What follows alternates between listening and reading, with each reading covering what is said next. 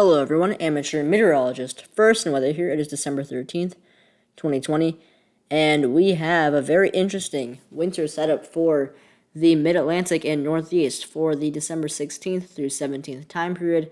And this is going to be truly one of the biggest snowstorms we've had over the past 2-3 years, really, for the Northeast. It's been a while, certainly, since we've had a really impressive snowstorm that has had the potential to bring more than a foot of snow in some parts. So definitely the end to the sort of big snowstorm drought we've seen in parts of eastern Pennsylvania and the lower or the coastal sections of the Northeast. So let's get right into it with what's going to be going on. First off, I'm going to start off with the GEFS or the GFS ensemble. On the top left right here, you have the 18Z run, valid for 18Z Wednesday, December 16th.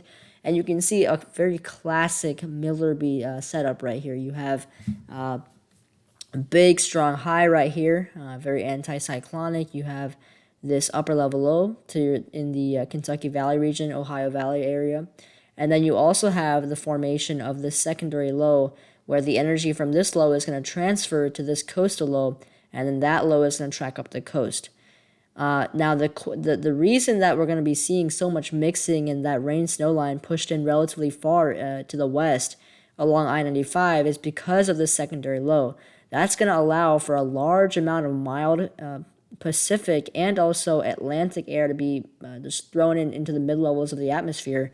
And so that's going to really sort of make this more of an inland snow event, with areas along and east of I-95, especially in the lower mid-Atlantic, staying primarily rain, if not just some ice at the beginning.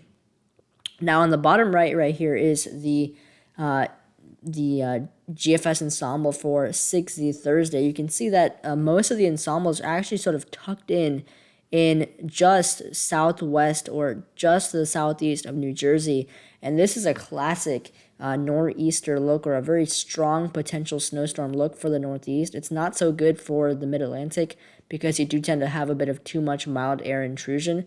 But for the Northeast, states like Massachusetts, Rhode Island, Connecticut, New Jersey, southern portions of New York State, Pennsylvania, this is really a very good look if you want to see some very heavy snow and banding taking place, because you have that very strong high, but you also have that low sort of creeping inwards.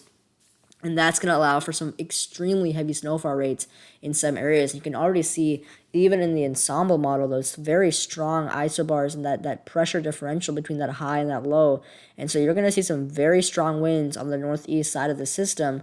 We're talking maybe 50 to 60 mile per hour wind gusts, especially near Cape Cod, New Jersey, these eastern and coastal sections, especially as the storm sort of departs and exits the mid-Atlantic region, where it's really going to intensify and encounter that pressure differential from that high. We could really see some pretty strong winds in this area, not to mention some very heavy snowfall rates. Now, on the top left is the GFS ensemble mean for 12Z Thursday, and you can see it now is having the storm depart, but you can see it never really makes it north than New Jersey. And I disagree with the solution. I think a northern trend is likely, sort of similar to what the European is saying. The European has the system a bit further north, tucking into New Jersey and then exiting just about 50 miles south of Massachusetts or Rhode Island. And I think that is really the solution that's going to verify. It's, again, too early to be sure, but I think the GFS is slowly going to start trending towards the European ensemble right here on the bottom right, and that's already what's happening in the 0Z run, with the latest GFS going a little bit north by about 25 miles or so. So we're already, in my opinion, starting to see that trend. This European solution on the right would mean more heavy snow for areas like Boston, New York City, Worcester, basically inland areas of the Northeast, and would mean more rain along the immediate coastal sections. Now, here's the overall upper air geopotential height setup. So this main big image right here is the GFS 500 millibar geopotential height. you can see we have that big trough right here. We have that monster 50-50 low, and that's actually going to be coming from that system that we're going to see tomorrow, which will bring mostly rain for the Northeast and Mid-Atlantic, but some mountain snows. But that's going to bomb out as it goes northward, and that's going to be the 50-50 low, which will help keep the system from tracking inland, really playing a pivotal role in allowing this to be a big snowmaker for the Northeast and Mid-Atlantic, or especially the interior regions. And then also, you'll notice we have a strong Greenland block, negative NAO, keeping this 50-50 low in place, which also means that this system has to slow down and make a more southerly trek. So this is all really going into place. The synoptic setup is there. The models are in very good agreement with the system. They have been for the past couple of days. So the parts are really in place for this to be a big deal for some locations. Now, on the top left right here is the NAM 12-kilometer high-res model. And I want to point out that you have this very big anticyclonic high anchored in Quebec, right? And so with that low right here, you have a classic cold air damming situation where cold air is being funneled into the northwestern portions and southwestern portions of Virginia and extreme northern portions of the North Carolina region. And that's going to cause for some very significant icing, in my opinion, for some localities, because you have that cold air entrenched in the lower levels of the atmosphere, and it can't escape because of the mountains to the west. But you also have that very mild air intruding from that low, and so because of that, you have that snow melting into sleet, or melting into rain and then refreezing into sleet, or falling as freezing rain. So I think icing is definitely going to be a huge concern for areas just to the east of the Appalachian Mountains in North Carolina and Virginia, and maybe even the Piedmont of Virginia. Now, here is the European 2-meter temperature anomaly forecast for the duration of the storm before it basically moves north into the northeastern region. And you can see that this is going to be a very tough forecast to determine where that exact rain snow line is going to set up. But you can see that rain snow line is going to be pretty far to the west, because these areas in blue, right, are basically where the I-95 corridor is. And in those areas, it's going to be too warm for rain. You can see that big low pressure right here kinking with that warm air influx, even at the surface. And so while areas like Pennsylvania might be cold enough for snow, just 50 to 100 miles eastward, you're going to be very warm and seeing plain cold rain. And you can see that divide very clearly in Virginia. So let me fix up this laser pointer for you guys real quick. It's been acting up just a bit. Let's see. It's acting a bit funny. So let me quickly erase. There we go. Oh, still wants to misbehave.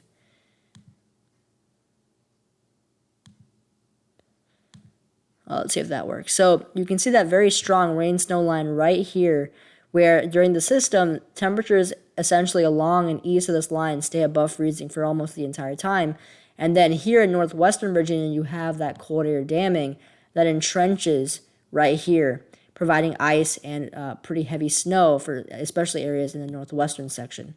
And that continues into the Delaware, eastern portions of Maryland, when those temperatures staying above freezing for the majority of the event, allowing for lots of sleet, freezing rain, and just plain rain for these areas. But if you're northwest of that line for the majority of that system, you have the potential to see some very, very heavy snowfall rates as that system intensifies once it makes that northeasterly trek. And to the right now, we have the GFS sounding. This is the 18Z run. This is right over that mix area, and you can see what I've been talking about. You have temperatures at the surface at 31 degrees because of that cold air damming, but just above, that mild air from the Atlantic Ocean is causing temperatures to rise quite steadily. And so this is a sleet sounding right here. This would be some very heavy sleet, maybe even freezing rain as that system moves further to the north and mild air becomes even more pronounced. But definitely this is going to be a very messy system for some localities, especially in the western portions of North Carolina and also the Piedmont region of Virginia. Now, here's the European high-res model forecast. This is the 18Z high-res European model forecast. And I think it just does a good job in showing where the heaviest snowfall is going to be and where that rain snow line is going to set up. So if we play that for you, let me selector. So you can see right here, you can see that you have that rain snow line setting up right you a bit further to the west than normal. Usually the rain snow line is just to the east of I-95, but in this scenario, it's about 20 miles or 30 miles to the west. So unlike Richmond, Richmond would be getting all rain basically, while Charlottesville would be on that rain snow line. And then DC, the European model is much colder with DC. Some of the recent runs have been warmer, but now we're trending again a little bit cooler for DC. So I think DC to Charlottesville to Roanoke is going to be the main rain snow line for Virginia. And you can see again that large area of pink, which indicates sleet, freezing rain, and that's even to the west of I-95. So this system, I think, if you're along I-95 in Virginia, North Carolina, just forget about the system being any sort of bringing any sort of wintry weather. It's going to be mostly rain for you guys, including the city of Richmond, Norfolk, South Hill, Emporia, Petersburg, Charlotte, Raleigh. It's going to be all rain for the system. Only the northwestern portions of North Carolina and the Piedmont regions of Virginia are going to see some significant icing from this. I think once you go to the north of Charlottesville into the suburbs of D.C. and then back into central and eastern Pennsylvania, northern New Jersey, southern New York, Connecticut, Rhode Island, this is where you could really see those monster snowfall rates. Look at these dark blues indicating some very, very heavy snowfall. And that's where the heaviest snowfall totals will be. From here all the way down here. Let me draw that out for you guys. Select the color black. So the heaviest snowfall rates are really going to be concentrated in this region right here, especially where you have those very heavy snows. And because of that big thermal gradient, it's going to be a very tough line between seeing some very heavy snowfall rates and then seeing some very heavy sleet or freezing rain. And I think that line for now is going to be just bisecting New Jersey and then southeast of Connecticut, which would mean some very heavy snow for the Shenandoah region, the central and western portions of Maryland, eastern and central Pennsylvania, southern New York, and again Massachusetts and Connecticut. And the high-res European model right here has the system approaching Virginia. Let's wait for it to load. By about 15Z Wednesday, so about 10 a.m., and the heaviest snows early Thursday morning into the day Thursday for the Northeast. So this would be a very nice system for weather enthusiasts to watch as it comes down very heavily. And I think it even is possible we do see blizzard watches and warnings for coastal regions of the Cape Cod and the coastal sections of the Northeast because of that very strong pressure gradient. Now, let's get into snowfall totals. On the top left, we have the European model, and I do like what it's showing. This is the EPS ensemble, and on the bottom right, you have the GFS ensemble. And you can see that, again, that very narrow band of some very impressive snowfall totals. Interior New York down into central PA, into eastern West Virginia, extreme northwestern portions of Virginia, then into the northern portions of New Jersey, and then Connecticut, Rhode Island, and Massachusetts. So this ensemble does include Boston seeing some pretty significant totals. And what I do want to point out is the northern areas, basically the areas in purple in the European ensemble on the northern side, are going to be more about that 12 or 13 inch because this ensemble is using 10 to 1 snowfall ratios. But in reality, on the northern side, we're going to be seeing snowfall ratios about 13 to 14 to 1. So those snowfall totals would be higher.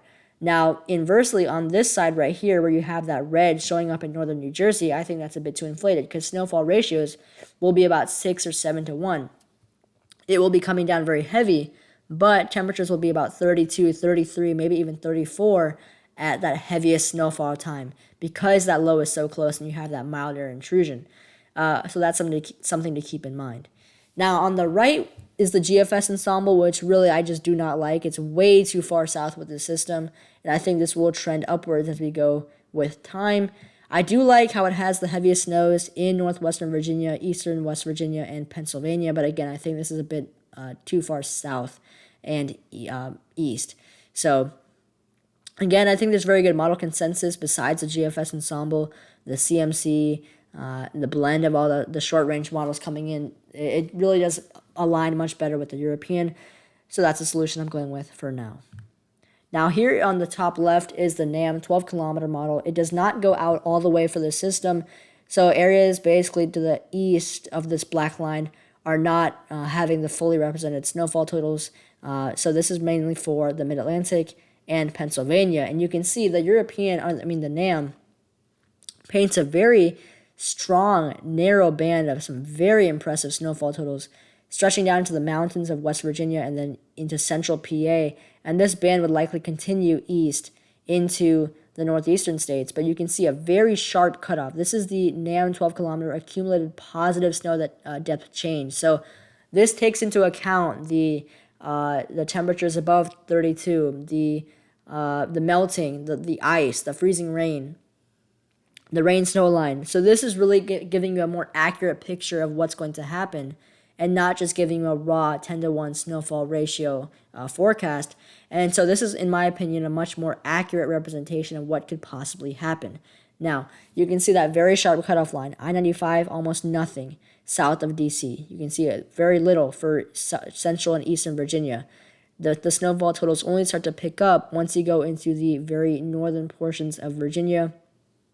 Even D.C., according to this run, seeing very little, which I think is a bit underdone, but it gives you the main idea.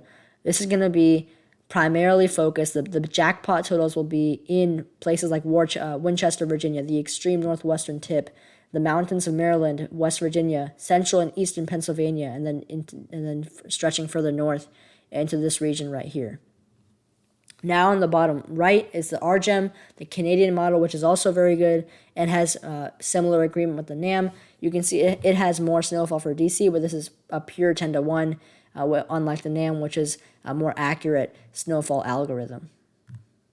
Now on the top left is the Canadian, which has been remarkably consistent. It was one of the colder solutions a few days ago, but it has stayed very consistent, unlike some of the other models. And I really do like what it shows here. I think this is pretty feasible with that big sort of concave down of snow right here, then that dividing line right through DC. I think for this system, the sharp cutoff in snow totals, which I think there will be a very sharp cutoff in how much snow you see, is going to go right through DC, through Charlottesville and Roanoke, where that rain snow line really sort of sets up. And then the Canadian has absolutely huge snowfall totals for central and eastern Pennsylvania, southern New York, Massachusetts, Rhode Island. Of course, keep in mind this is way overdone because the model is having only a 10-to-1 snow ratio, but it gives you the idea, it gives you a clear picture of where the heaviest totals are going to be lining up. Same thing with the European right here on the bottom right. This is not the ensemble, this is just the pure European forecast, and this is again very similar. The heaviest totals outlined in this black area right here with a very sharp cutoff to the south and east. And also one thing I want to touch up on is the potential for some very significant icing for the western portions of North Carolina and also the southwestern portions of Virginia. You can see the potential for half an inch of ice, maybe even more in some spots. This would really be crippling for these regions. And I think the soundings and conditions and the synoptic setup really do support the significant icing event for interior regions of the Piedmont down into the elevated regions in Piedmont of North Carolina. I don't think this icing is going to quite make it into I-95, the I-95 region, for example, Richmond, Raleigh, Charlotte, but I do think areas just to the west, we're talking places like Roanoke, Charlottesville, the Greensboro, these areas could really get hit hard with some very significant icing, where sleet, freezing rain for several hours potentially before a changeover to rain as the system intensifies and moves up the eastern coast. So finally, here is my first and weather December 16th through 17th snowfall map. Again, this is just a first call. Very uncertain, things will change, but this is, in my opinion, what it's looking like right now. So you can see that east of this green line, if you're to the right of this green line right here, you're going to be mostly, if not all, rain, maybe a bit of sleet at the onset for a couple, maybe half an hour at most. But after that, basically just heavy rain, which sucks because it's going to be about 35 or 37 with the cold rain coming down. But that's just the nature of the system. Miller Bs are historically unhelpful and unfavorable for areas along I-95, especially south of DC. Then in this light blue shading right here, I think this is a very tough forecast because you're going to have a very sharp cutoff line between lots of snow and very little snow. But as of now, in this thin blue line right here and then this broad area right here, I think 0 to 1 inches of snow. You're going to see a lot more icing potentially and a wide variation. It just depends on how quickly you change over to rain and how quickly and if you can see any backside snow as the system departs. Now, in this blue area right here, if you're to the north of this blue area and this region right here, in this black area right here, let me undo that.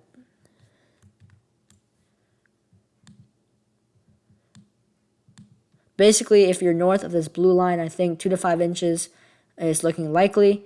This includes Charlottesville or northwestern portions of Charlottesville, Roanoke, western portions of West Virginia.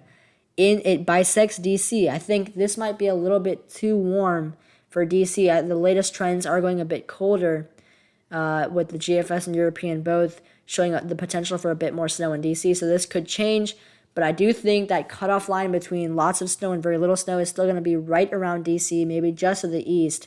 So DC meteorologists are going to have a very tough call with what happens with this storm. So I do feel bad for them. Because it's going to be the different. Many people will be very upset because you might forecast 12 to 18 inches and then get, or rather 8 to 10 inches and get an inch, while areas just 20 miles west got dumped on. So that's the very tricky part, and hopefully there can be more consensus as we get closer to the system.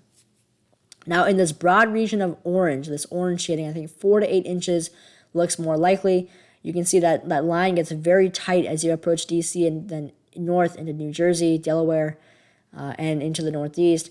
But I think 4 to 8 inches looks likely. Many areas could see upwards of 6 to 8 as you go closer and closer to this red region right here.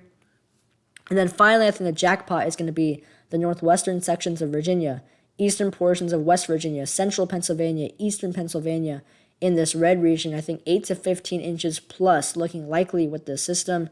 Now, all that needs to be changed is just the fine-tuning of where this red jackpot is going to line up. It might be a bit further to the north, a bit further to the south, but that's just normal variation. And then finally, in this region right here encased by the black dots, I think here you could have 2 to 3 inch per hour snowfall rates as that system really intensifies and starts to make more contact with that very strong pressure differential. I think you can have extremely heavy snowfall rates. I would not be surprised if you in fact do see thunder snow with that instability and very strong winds aloft. So in this region right here inside this block, I think you could see 10 to 18 inches, maybe even more in some isolated locations. And finally, in this pink region, if you're inside this pink area, I think you do have the potential not to see really too much snow, but rather a lot of ice. Freezing rain, sleet for several hours before you transition into rain. And I think that could really be a big problem for some locations. We're talking maybe half an inch of ice in some areas. I'll be monitoring this over the next couple of days, and I'll keep you guys updated. So that's it for now. I hope you enjoyed, and I'll see you next time.